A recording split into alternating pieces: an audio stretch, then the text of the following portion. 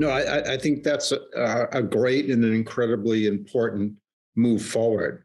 Currently vaccines are approved for 5 and older, but younger kids still get COVID, still transmit COVID. They still get sick, not as sick as older adults, but they still get sick. That there's a variety of syndromes they develop after COVID. So for all of those reasons, I think that our youngest children need to be immunized.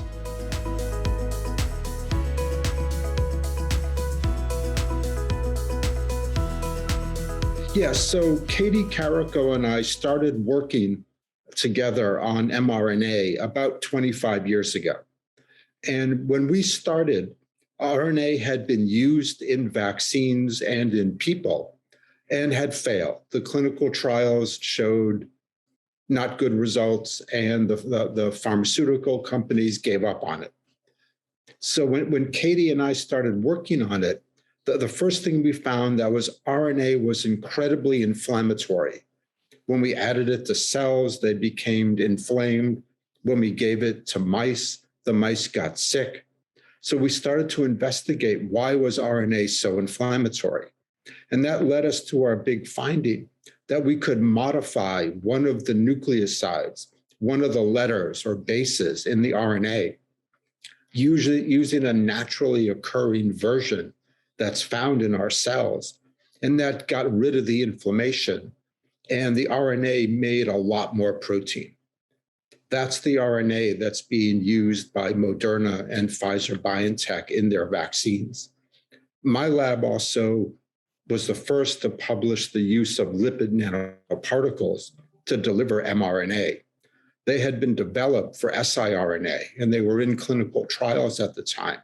But we wanted to know, could they deliver mRNA? And we showed that they could. We were then the first to publish that you could make a vaccine with nucleoside-modified mRNA in lipid nanoparticles, and it was incredibly potent.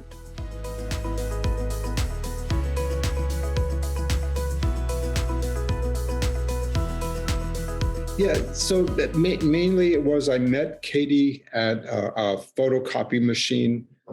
She had been working on RNA for about 10 years and was having some difficulties at Penn. I was the new guy, and I was an immunologist who was studying vaccines, dendritic cells, other things associated with vaccines. And we started working together. And it became a great relationship. We generated a lot of interesting data that kept us wanting to keep studying RNA and develop it for vaccines and for therapeutics.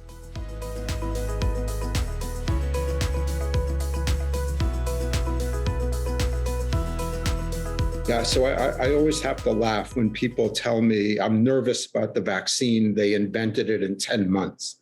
And that's as far from the truth as possible. So we were working on RNA for 25 years.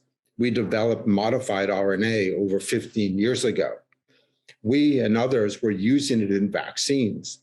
It had actually been in 2 phase 1 clinical trials, the modified RNA LNP vaccine platform.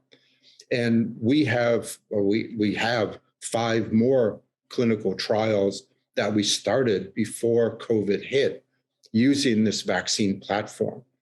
So it wasn't brand new. It was just in the right place that when COVID hit, this was a vaccine platform that biotech companies had experience with. The results were really great, and they chose to use it to develop their COVID vaccines.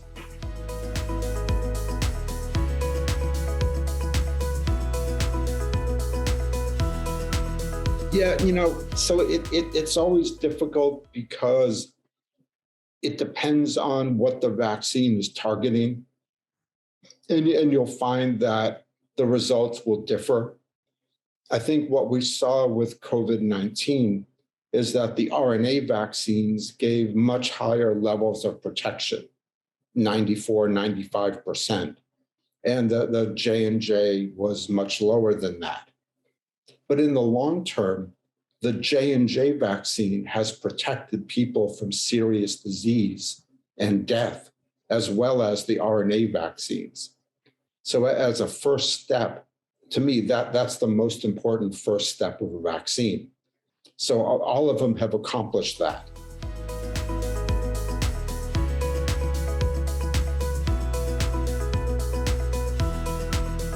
Yes, so the RNA vaccines have been given to 2.5 billion people.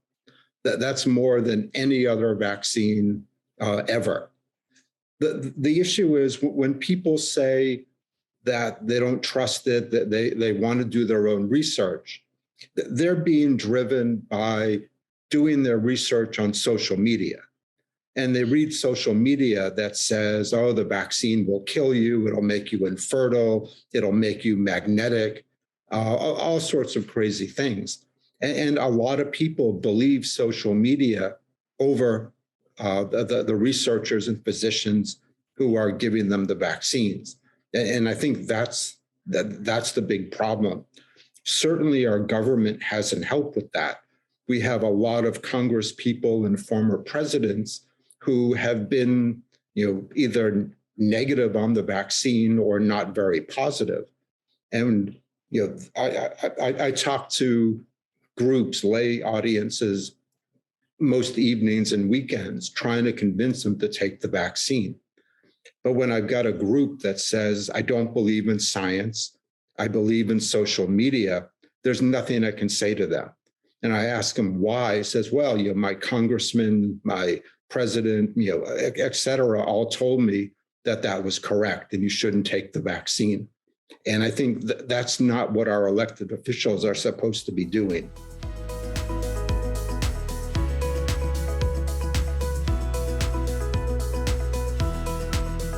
Yeah, no, so what the database is any adverse event you've got for any amount of time after getting a vaccine is reported. They don't go back and say, well, the database doesn't go back and say, is this vaccine related?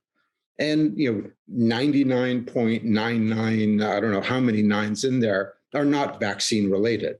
I mean, I get phone calls and emails from people on herpes, and half of them tell me the vaccine gave them herpes.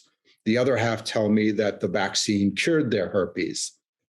And the two are completely unrelated. So theirs is a great resource for looking at everything that could be associated with the vaccine. The FDA looks at the data and says, is this vaccine related? So for the adenoviruses, they found evidence that the clotting disorders were associated with the vaccine, and they put that in a black box warning.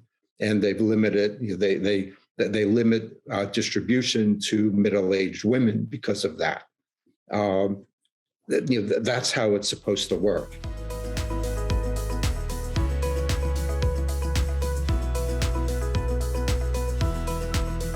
Yeah, the numbers aren't fully clear because a lot of them are clinical trials that are ongoing. Others are observational trials. What we see is that there's an increased risk of getting disease, and often it's mild disease due to new variants over time. And 6 months seems to be the time where your risk is increasing substantially. The problem is we're asking the original vaccine to protect against all of these new variants.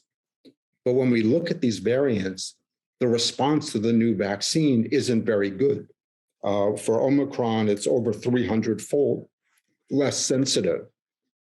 So what the boosters are doing there is they're increasing the antibodies to such a huge level that you get protection. There's a little bit of data, but it's not great, that there's an increased risk of serious disease after 6 months. That's the data that I care about. And that's the data that tells me then you need a booster, because we can't stop mild disease. It's an endemic virus now. but we need to prevent serious disease and death.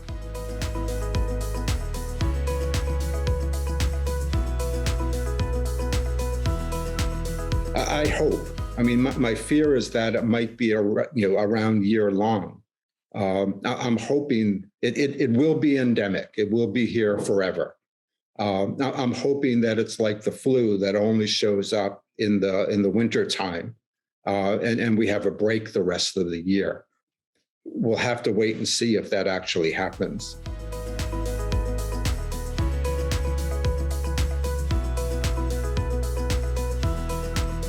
So the influenza, and there's a bunch of different kinds of influenza.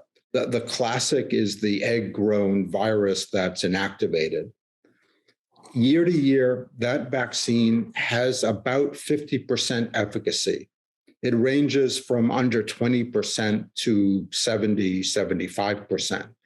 And that's because they have to guess what next year's influenza is. And sometimes the influenza changes when it's grown in eggs. So it's always a guessing game how well that vaccine will work. With RNA, we need much less time to make the vaccine. It takes 6 months to make influenza. With RNA, we can probably do it in 2 months. So in theory, if we made influenza with RNA, the efficacy would be much better because 2 months out, we have a much better idea of what the virus is going to be than 6 months out.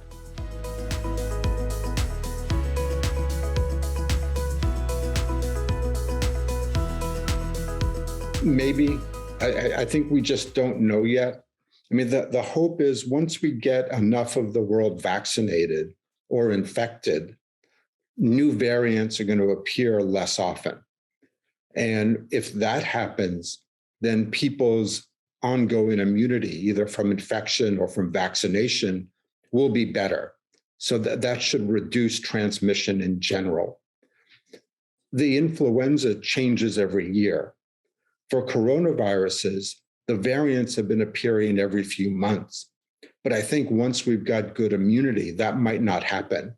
And functionally, the coronavirus mutates a lot slower than influenza. So it might be yearly, it might be every other year, it might be every few years. We just don't know yet.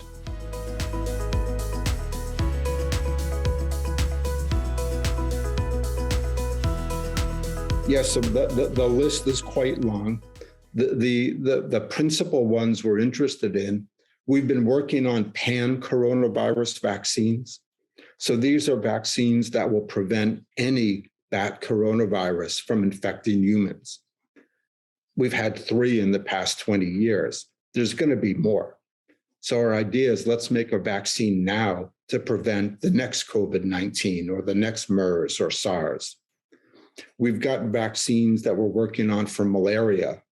We have vaccines that are in clinical trials for HIV and for influenza, including a universal influenza vaccine.